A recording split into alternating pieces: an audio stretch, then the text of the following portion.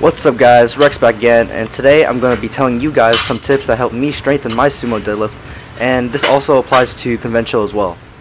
Number 1, pull the slack out of the bar. The slack is a tiny little space that is in between the actual plates and the bar, and that tiny little bit can really screw you up in the long run. This is important because it causes the lift to be smoother. Some lifters can get away with pulling out without pulling out the slack, but the drawback is that they could injure themselves and they won't break through weight plateaus. A good way to pull out the slack is to throw your hips back and put some pressure into the bar, as you can see what I'm doing right now before each of my lift. I like to think of it as driving a car and going from 0 to 100. That's pretty much how I see it. You really want to slowly go into the lift off the floor, or else you'll run into a brick wall. This also prevents the yanking of the bar. Tip number 2, spread the floor. This is specifically for the sumo deadlift, and what I mean is you want to picture yourself trying to break the ground apart in half. This is important because you really want to emphasize driving your legs, especially with sumo. Tip number 3, drive with your hips. A lot of people make the mistake of pulling the bar with their back, and this is very wrong. What you want to do is when the bar reaches your knees, you really want to squeeze the glutes hard and pull your hips through. Try doing these on your warm-up sets too. Tip number 4, this may sound a little weird, but shave your calluses and moisturize your hands. Put a little TLC in them, tender loving care.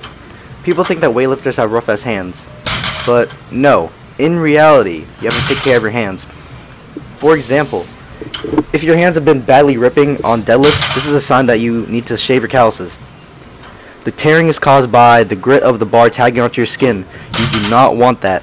You know, my hands have been cut open roughly about 6 times already, maybe even more, but now ever since I started shaving and moisturizing my calluses and my hands, they haven't been ripping at all. So lube up, boys.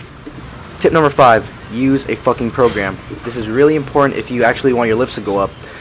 It's really important that you have an actual legit powerlifting program for the deadlift and any other lift.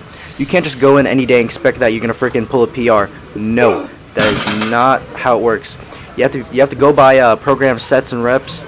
Find a good powerlifting program that has you deadlifting at least twice a week, for the frequency.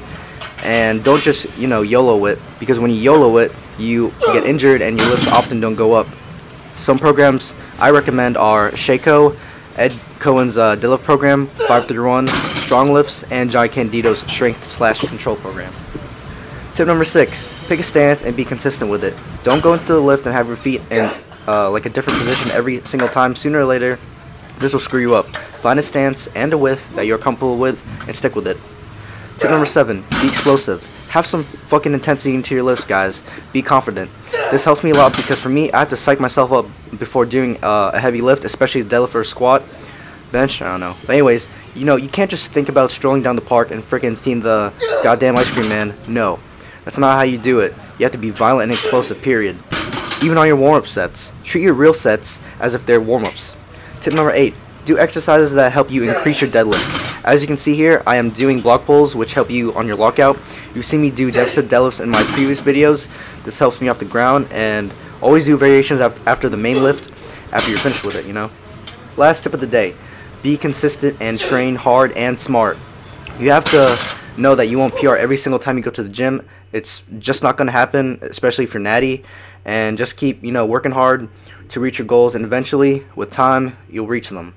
Listen to your body, and don't overdo things. You don't want to risk chance of injury, which will ultimately make you take some time off the gym.